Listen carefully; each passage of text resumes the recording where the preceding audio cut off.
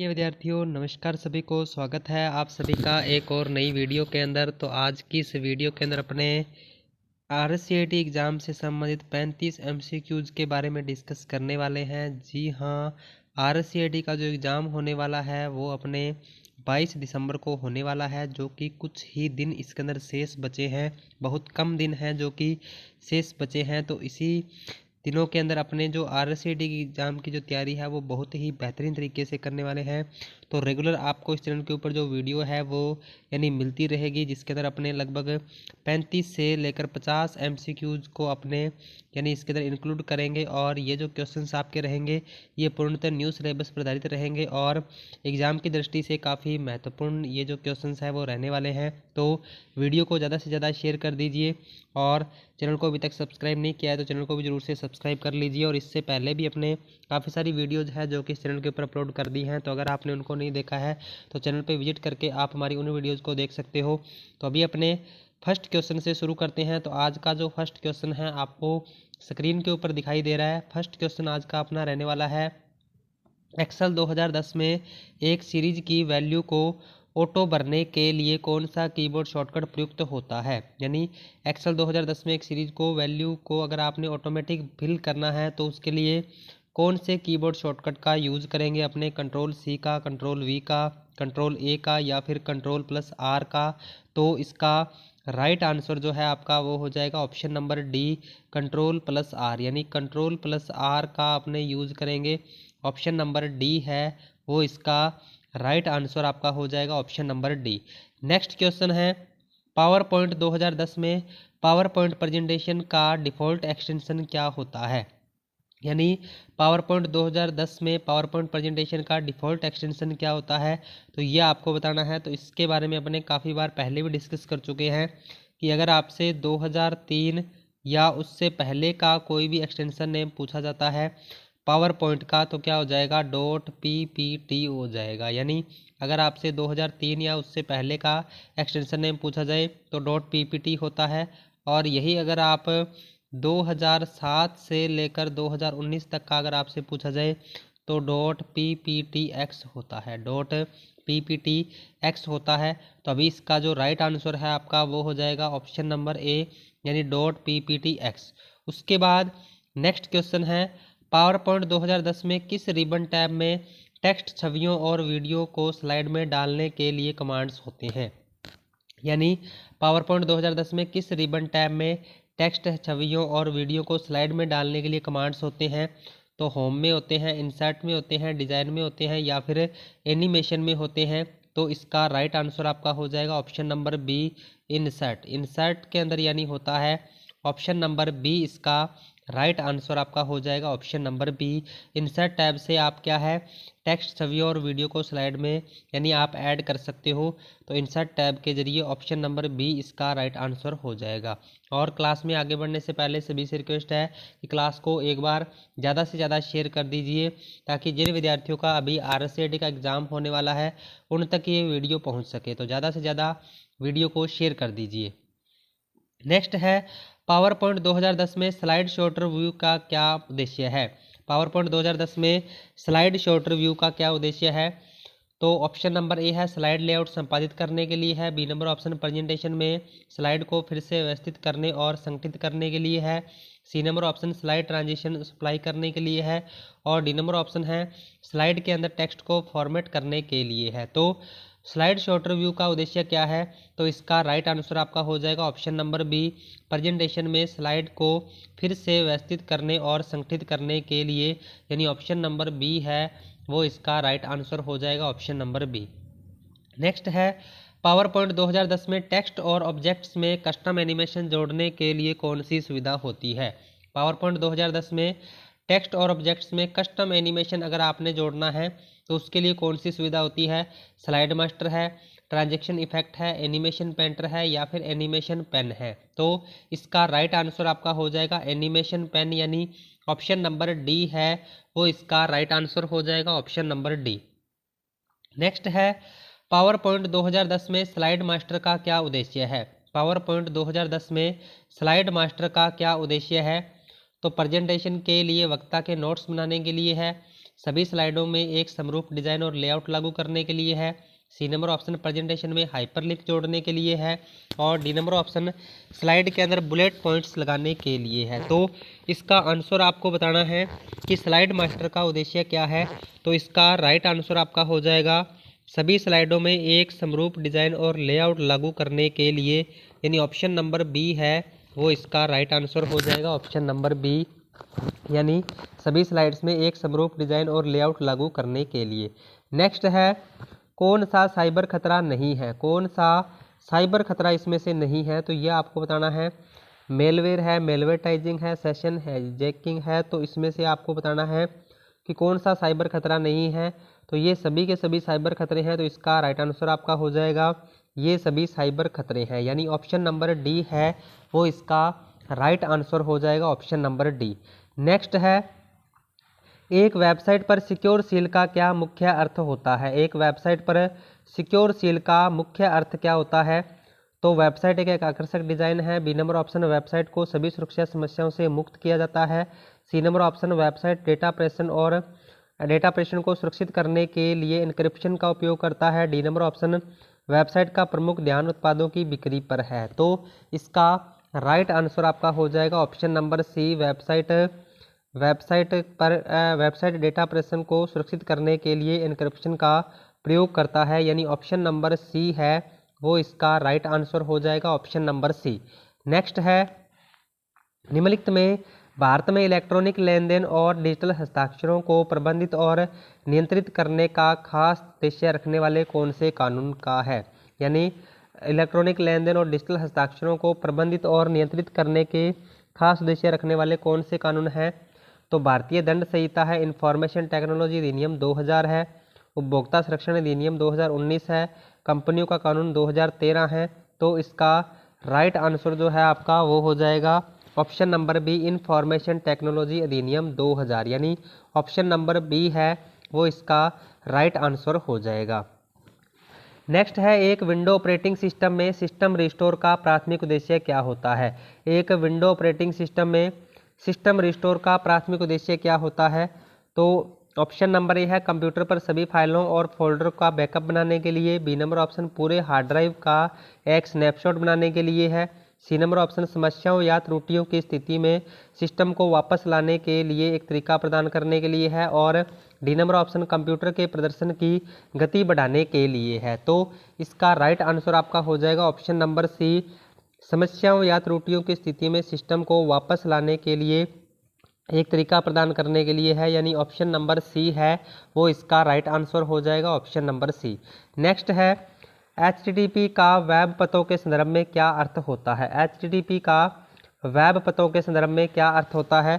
तो option number A है hyper text transfer protocol, B number option hitech transmission protocol, D number option है hyperlink text tool और D number option human tested technology protocol. तो HTTP की full form आपको बतानी है। HTTP क्या होता है, एक प्रकार का प्रोटोकॉल होता है। तो इसकी जो फुल फॉर्म है वो हो जाएगी हाइपर टेक्स्ट ट्रांसफर प्रोटोकॉल, यानी ऑप्शन नंबर ए है वो इसका राइट आंसर आपका हो जाएगा। ऑप्शन नंबर ए। नेक्स्ट है, वेब ब्राउज करने के लिए किस प्रकार के सॉफ्टवेयर का उपयोग कर सकते हैं। वेब ब्राउज करने के लिए किस प्रकार के सॉफ्टवेयर का प्रयोग कर सकते हैं। वर्ड प्रोसेसर का, वेब ब्राउज़र का, स्प्रेडशीट का या फिर प्रेजेंटेशन सॉफ्टवेयर का। तो इसका राइट आंसर आपका हो जाएगा option number B, web browser, यानी वेब ब्राउज करने के लिए अपने किस सॉफ्टवेयर का प्रयोग कर सकते हैं, वेब ब्राउज़र का प्रयोग कर सकते हैं। तो ऑप्शन नंबर बी है वो इसका राइट आंसर हो जाएगा। नेक्स्ट है, MS एक्सेल 2010 में किस शॉर्टकट कुंजी का उपयोग एक एक्सेल वर्कबुक सहेजने के लिए किया जाता है। MS एक्सेल 2010 में किस शॉर्टकट कुंजी का उपयोग एक एक्सेल वर्कबुक सहेजने के लिए किया जाता है। तो Ctrl+S है, Ctrl+C है, Ctrl+P है, Ctrl+V है। तो इसका राइट आंसर आपका हो जाएगा ऑप्शन नंबर ए, Ctrl+S, यानी ऑप्शन नंबर ए है वो इसका राइट आंसर हो जाएगा। यानी एक्सेल 2010 में यानी वर्कबुक को सहेजने यानी सेव करने के लिए अपने Ctrl+S कुंजी का प्रयोग करते हैं। तो ये इसका राइट आंसर हो जाएगा। नेक्स्ट है, भारत में पैन कार्ड का मुख्य उद्देश्य क्या है। भारत में पैन कार्ड का मुख्य उद्देश्य क्या है। तो ऑप्शन नंबर ए है निवास के प्रमाण के रूप में सेवा करना है। बी नंबर ऑप्शन सरकारी स्वास्थ्य लाभों का लाभ उठाने के लिए है। C number option lucky tax के उद्देश्यों के लिए आय और वित्तीय लेन देन का परिवर्तन करना है। डी नंबर ऑप्शन पासपोर्ट के लिए आवेदन करना है। तो भारत में जो परमानेंट अकाउंट नंबर यानी कार्ड का मुख्य उद्देश्य क्या है, पैन यानी परमानेंट अकाउंट नंबर, इसका उद्देश्य क्या है, तो इसका राइट आंसर आपका हो जाएगा option number C, lucky text के उद्देश्यों के लिए आय और वित्तीय लेन देन का परिवर्तन करना है। तो ऑप्शन नंबर सी इसका राइट आंसर हो जाएगा। नेक्स्ट है एक्सेल 2010 में किसी सेल में कॉपी किए गए या कट किए गए सेलों को पेस्ट करने के लिए किस शॉर्टकट कुंजी का उपयोग किया जाता है। यानी अगर आपने किसी सेल को कट किया है या फिर कॉपी किया है तो उसको पेस्ट करने के लिए अपने किस शॉर्टकट कुंजी का प्रयोग करते हैं, Ctrl+S का, Ctrl+C का, Ctrl+V का या फिर Ctrl+P का। तो इसका राइट आंसर आपका हो जाएगा ऑप्शन नंबर सी, Ctrl+V का। यानी अपने किसका प्रयोग करते हैं, Ctrl+V का प्रयोग करते हैं, यानी सी नंबर ऑप्शन है जो इसका राइट आंसर हो जाएगा। नेक्स्ट है MS एक्सेल 2010 में सेल पता का सही उदाहरण क्या है। MS एक्सेल 2010 में सेल पते का सही उदाहरण क्या है, तो ये आपको बताना है। यानी जो सही सेल का एड्रेस होता है उसमें पहले अल्फ़ाबेट आता है, उसके बाद कोई भी न्यूमेरिक अंक है जो आता है। तो यानी इसमें जो पहले यानी आपके अल्फ़ाबेट्स दिए हुए हैं AB और उसके बाद न्यूमेरिक यानी 145, तो इसका राइट आंसर आपका हो जाएगा ऑप्शन नंबर बी, यानी AB 145 यानी एक सही सेल का एड्रेस है या सही सेल का पता है। तो ऑप्शन नंबर बी इसका राइट आंसर हो जाएगा। नेक्स्ट है Google drive, Microsoft one drive और ड्रॉप बॉक्स उदाहरण हैं। गूगल ड्राइव हो गया, माइक्रोसॉफ्ट वन ड्राइव हो गया और ड्रॉप बॉक्स है जो किसके उदाहरण हैं, तो ऑपरेटिंग सिस्टम के हैं, सर्च इंजन के हैं, नेटवर्क टोपोलॉजी के हैं, क्लाउड स्टोरेज सेवाओं के हैं। तो इसका राइट आंसर जो है आपका वो हो जाएगा आपका यानी क्लाउड स्टोरेज सेवाएं। यानी गूगल ड्राइव हो गया, Microsoft one drive, drop box यानी किसके उदाहरण हैं, तो क्लाउड स्टोरेज सेवाओं के उदाहरण हैं। तो ऑप्शन नंबर डी इसका राइट आंसर है वो हो जाएगा ऑप्शन नंबर डी। नेक्स्ट है भारत में रुपए कार्ड की शुरुआत किस संगठन ने की थी। भारत में रुपए कार्ड की जो शुरुआत है वो किस संगठन ने की थी, master card, visa, national payments corporation of India या भारतीय रिजर्व बैंक ने। तो इसका राइट आंसर आपका हो जाएगा option number C, national payments corporation of India के द्वारा यानी इसकी यानी शुरुआत जो की गई थी। तो यानी ऑप्शन नंबर सी इसका राइट आंसर हो जाएगा। नेक्स्ट है कौन सी सोशल नेटवर्किंग साइट्स को उसके पोस्ट में अक्षर सीमा और हैशटैग का उपयोग करने के लिए किया जाता है। कौन सी सोशल नेटवर्किंग साइट्स हैं जो उसके पोस्ट में अक्षर सीमा और हैशटैग का उपयोग करने के लिए किया जाता है, तो फेसबुक है, ट्विटर है, इंस्टाग्राम है या फिर लिंक्डइन है। तो इसका राइट आंसर आपका हो जाएगा ऑप्शन नंबर बी, ट्विटर। यानी ट्विटर जो है एक प्रकार की सोशल नेटवर्किंग साइट्स है जो उसमें सीमा और हैशटैग का उपयोग करने के लिए इसका प्रयोग किया जाता है। तो ऑप्शन नंबर बी इसका राइट आंसर हो जाएगा। नेक्स्ट है राज ई साइन का प्राथमिक उद्देश्य क्या है। राज ई साइन का प्राथमिक उद्देश्य क्या है, दस्तावेज संग्रहण है, इलेक्ट्रॉनिक हस्ताक्षर प्रमाणीकरण है, सोशल नेटवर्किंग है या फिर ऑनलाइन खरीदारी है। तो इसका राइट आंसर आपका हो जाएगा ऑप्शन नंबर बी, इलेक्ट्रॉनिक हस्ताक्षर प्रमाणीकरण, यानी ऑप्शन नंबर बी है वो इसका राइट आंसर हो जाएगा ऑप्शन नंबर बी। नेक्स्ट है राजस्थान संपर्क पोर्टल का उद्देश्य क्या है। राजस्थान संपर्क पोर्टल का उद्देश्य क्या है, तो सिंगल साइन ऑन सिस्टम है, शिकायत सुलझाने की सेवाएं हैं, नागरिक पंजीकरण सेवाएं हैं या नागरिक सेवाओं का लाभ उठाना है। तो राजस्थान संपर्क पोर्टल का उद्देश्य क्या है, तो इसका राइट आंसर आपका हो जाएगा ऑप्शन नंबर बी, शिकायत सुलझाने की सेवाएं, यानी ऑप्शन नंबर बी है वो इसका राइट आंसर हो जाएगा। नेक्स्ट है भारत में आधार कार्ड का प्राथमिक उद्देश्य क्या है। भारत में आधार कार्ड का प्राथमिक उद्देश्य क्या है, ड्राइविंग लाइसेंस के रूप में सेवा करना है, मुफ्त स्वास्थ्य सेवाएं प्रदान करना है, सी नंबर ऑप्शन है पहचान स्थापित करना तथा सरकारी लाभ और सेवाओं का लाभ उठाना है, डी नंबर ऑप्शन शादी के लिए पंजीकरण करना है। तो भारत में आधार कार्ड का प्राथमिक उद्देश्य क्या है, तो इसका राइट आंसर आपका हो जाएगा ऑप्शन नंबर सी, पहचान स्थापित करना तथा सरकारी लाभ और सेवाओं का लाभ उठाना है, यानी ऑप्शन नंबर सी इसका राइट आंसर हो जाएगा ऑप्शन नंबर सी। नेक्स्ट है MS वर्ड 2010 में चयनित टेक्स्ट अथवा ऑब्जेक्ट्स को काटने के लिए कौन सा कीबोर्ड शॉर्टकट प्रयुक्त होता है। यानी MS वर्ड 2010 में चयनित टेक्स्ट अथवा ऑब्जेक्ट्स को काटने के लिए कौन सा कीबोर्ड शॉर्टकट प्रयुक्त होता है, तो यानी काटने के लिए, यानी चयनित कोई भी ऑब्जेक्ट्स है या टेक्स्ट है उसको कट करने के लिए अपने कौन से कीबोर्ड शॉर्टकट का प्रयोग करते हैं? तो इसका राइट आंसर आपका हो जाएगा ऑप्शन नंबर ए, Ctrl+X। यानी Ctrl+X से आप सेलेक्ट किए हुए ऑब्जेक्ट्स को कट कर सकते हैं। तो ऑप्शन नंबर ए इसका राइट आंसर हो जाएगा। नेक्स्ट है MS वर्ड 2010 में फाइंड एंड रिप्लेस सुविधा का उद्देश्य है। फाइंड एंड रिप्लेस सुविधा का उद्देश्य क्या है? तो ऑप्शन नंबर ए है डॉक्यूमेंट में टेक्स्ट को फॉर्मेट करना है। बी नंबर ऑप्शन डॉक्यूमेंट में विशिष्ट शब्दों या वाक्यों को सर्च और रिप्लेस करना है। सी नंबर ऑप्शन डॉक्यूमेंट का पेज लेआउट चेंज करना है। और डी नंबर ऑप्शन डॉक्यूमेंट में पृष्ठ संख्याओं को जोड़ना है। तो इसका राइट आंसर आपका हो जाएगा ऑप्शन नंबर बी, यानी डॉक्यूमेंट में विशिष्ट शब्दों या वाक्यों को सर्च और रिप्लेस करना है, यानी ऑप्शन नंबर बी है वो इसका राइट आंसर हो जाएगा ऑप्शन नंबर बी। नेक्स्ट है MS वर्ड 2010 में कौन सा दृश्य आपको आपके दस्तावेज को प्रिंट करने पर कैसे दिखेगा मार्जिन्स और पेज ब्रेक डिस्प्ले के साथ? यानी MS वर्ड 2010 में कौन सा दृश्य है जो आपको आपके दस्तावेज को प्रिंट करने पर कैसे दिखेगा मार्जिन्स और पेज ब्रेक डिस्प्ले के साथ? तो यानी ड्राफ्ट व्यू है, प्रिंट लेआउट व्यू है, फुल स्क्रीन रीडिंग व्यू है या फिर वेब लेआउट व्यू है? तो इसका राइट आंसर आपका हो जाएगा ऑप्शन नंबर बी, यानी print layout view. Option number B है वो इसका राइट आंसर हो जाएगा। और क्लास में आगे बढ़ने से पहले सभी से रिक्वेस्ट है कि क्लास को एक बार ज़्यादा से ज़्यादा शेयर कर दीजिए, क्योंकि आपको 35 MCQ जो कि एग्ज़ाम की दृष्टि से काफ़ी इंपॉर्टेंट रहने वाले हैं, यानी सुपर 35 MCQs आज की इस क्लास के अंदर ऐड किए गए हैं, जो कि प्रीवियस RCET एग्ज़ाम में भी पूछे गए हैं और अपने न्यू सिलेबस पर आधारित ये क्वेश्चंस हैं। तो क्लास को ज़्यादा से ज़्यादा शेयर कर दीजिए।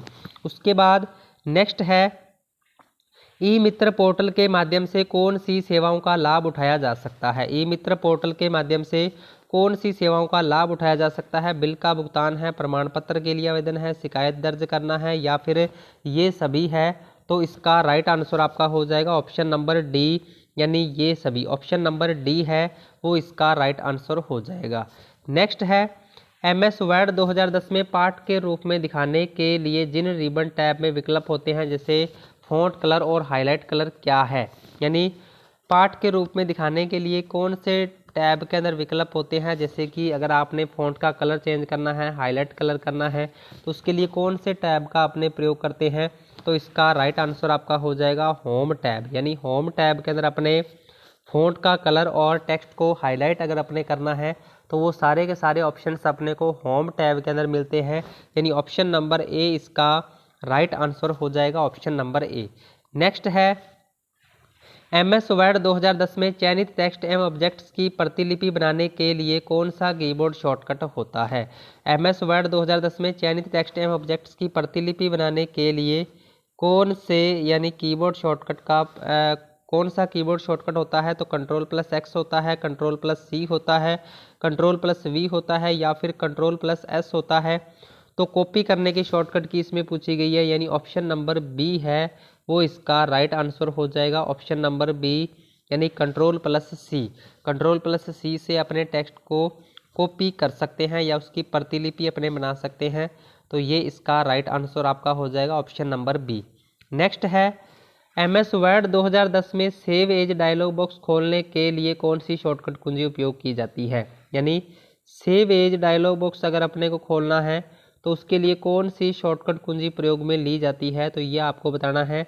अगर आपने अकेला सेव करना है तो उसके लिए तो अपने Ctrl+S का यूज करते हैं, और अगर अपने सेव एज करना है तो उसके लिए अपने F12 का यूज करते हैं, यानी ऑप्शन नंबर डी है वो इसका राइट आंसर हो जाएगा ऑप्शन नंबर डी, यानी F12 से अपने क्या है सेव एज डायलॉग बॉक्स को ओपन कर सकते हैं। तो ये इसका राइट आंसर आपका हो जाएगा F12। नेक्स्ट है MS वर्ड 2010 में आखिरी क्रिया को वापस लेने के लिए कौन से कीबोर्ड शॉर्टकट होता है? आखिरी क्रिया को वापस लेने के लिए कौन से कीबोर्ड शॉर्टकट का प्रयोग होता है? तो Ctrl+X का, Ctrl+Z का, Ctrl+Y का या फिर Ctrl+V का? तो आखिरी क्रिया को वापस लेने के लिए अपने किसका प्रयोग करते हैं? Ctrl+Z का अपने प्रयोग करते हैं, यानी ऑप्शन नंबर बी है वो इसका राइट आंसर हो जाएगा ऑप्शन नंबर बी। नेक्स्ट है माइक्रोसॉफ्ट एक्सेल 2010 में एक्सेल वर्कबुक के लिए फाइल एक्सटेंशन होता है, यानी एमएस एक्सेल 2010 में एक्सेल वर्कबुक के लिए फाइल एक्सटेंशन क्या होता है, तो ये आपको बताना है। तो यही जैसे अभी अपने पावर पॉइंट के बारे में पढ़ा था, उसी प्रकार इसके अंदर भी अगर आपसे 2003 या उससे पहले का एक्सटेंशन पूछा जाए तो .xls होता है, और यही अगर आपसे 2007 से लेकर 2019 तक का एक्सटेंशन पूछा जाए तो .xlsx होता है। तो ये आपने ध्यान रखना है। तो अभी इसका जो राइट आंसर है आपका वो हो जाएगा ऑप्शन नंबर ए, यानी .xlsx ऑप्शन नंबर ए है वो इसका राइट आंसर हो जाएगा। नेक्स्ट है एमएस एक्सेल 2010 में सेल पंक्तियों और कॉलम के स्वरूप को स्वरूपित करने के लिए आदेश देने के लिए कौन सा रिबन होता है, यानी एमएस एक्सेल 2010 में सेल पंक्तियों और कॉलम के स्वरूप को स्वरूपित करने के लिए आदेश देने के लिए कौन सा रिबन टैब होता है, तो ये आपने बताना है। तो इसका जो राइट आंसर है आपका वो हो जाएगा ऑप्शन नंबर ए, यानी होम टैब के अंदर अपने यानी पंक्तियों और कॉलम को यानी स्वरूप को स्वरूपित करने के लिए यानी ऑप्शंस होते हैं। तो इसका राइट आंसर आपका हो जाएगा ऑप्शन नंबर ए। नेक्स्ट है माइक्रोसॉफ्ट एक्सेल में एक नंबर्स की सीरीज को जोड़ने के लिए कौन सा फंक्शन प्रयुक्त होता है। माइक्रोसॉफ्ट एक्सेल में एक नंबर्स की सीरीज को जोड़ने के लिए कौन सा फंक्शन प्रयुक्त होता है, सम है, एवरेज है, मैक्स है या फिर काउंट है। तो इसका राइट आंसर आपका हो जाएगा ऑप्शन नंबर ए, यानी सम। यानी अगर आपने किसी नंबर्स की सीरीज को जोड़ना है तो अपने उसके लिए कौन से फॉर्मूले का यूज करते हैं, अपने सम फॉर्मूले का यूज करते हैं, यानी ऑप्शन नंबर ए इसका राइट आंसर हो जाएगा। नेक्स्ट है एक्सेल 2010 में एक बड़े वर्कशीट को स्क्रॉल करते समय दृश्य में रखने के लिए पंक्ति और कॉलम को फ्रीज करने के लिए कौन सा फीचर प्रयुक्त होता है। यानी अगर आपने किसी रो को या किसी कॉलम को अगर आपने फ्रीज करना है तो उसके लिए कौन सी कमांड का यूज़ करेंगे, फ्रिज पेंस का, स्प्लिट विंडो का, फिल्टर का या फिर शॉर्ट का। तो यानी अगर अपने रो और कॉलम को फ्रीज करना है तो उसके लिए अपने फ्रिज पेंस कमांड का यूज़ करेंगे, यानी ऑप्शन नंबर ए है वो इसका राइट आंसर हो जाएगा ऑप्शन नंबर ए। नेक्स्ट है विंडोज़ में एक रीस्टोर पॉइंट का क्या उद्देश्य है। विंडोज़ में एक रीस्टोर पॉइंट का क्या उद्देश्य है, तो ऑप्शन नंबर ए है व्यक्तिगत फाइलों का बैकअप बनाने के लिए, बी नंबर ऑप्शन सिस्टम को समस्याओं के मामले में पिछली स्थिति में पुनर्वापसी करने के लिए, C number option operating system को अपग्रेड करने के लिए और डी नंबर ऑप्शन नए सॉफ्टवेयर अनुप्रयोग स्थापित करने के लिए। तो एक रिस्टोर पॉइंट का उद्देश्य क्या होता है, सिस्टम को समस्याओं के मामले में पिछली स्थिति में पुनर्वापसी करने के लिए, यानी ऑप्शन नंबर बी है वो इसका राइट आंसर हो जाएगा। तो ये थे आज के अपने कुछ इंपॉर्टेंट क्वेश्चंस। क्लास आपको कैसी लगी इसका फीडबैक आपने कमेंट में ज़रूर से बताना है, और आपका 35 क्वेश्चंस में से आपका स्कोर क्या रहा है तो ये भी आपने कमेंट में ज़रूर से बताना है। और वीडियो को आपने लाइक करना है, शेयर करना है, और चैनल को अभी तक सब्सक्राइब नहीं किया है तो चैनल को भी आपने ज़रूर से सब्सक्राइब करना है, क्योंकि कंप्यूटर से संबंधित इंपॉर्टेंट क्वेश्चंस और कंप्यूटर ट्यूटोरियल और कंप्यूटर थ्योरी की जो क्लास है वो आपको हम इस चैनल के माध्यम से प्रोवाइड करवाते रहेंगे, और कंप्यूटर से संबंधित जो भी नॉलेज है तो वो हम आपको इस चैनल के माध्यम से देने का प्रयास करेंगे। तो अभी अपने मिलते हैं नेक्स्ट वीडियो में कुछ नए इंपॉर्टेंट क्वेश्चंस के साथ। तब तक के लिए जय हिंद, जय भारत।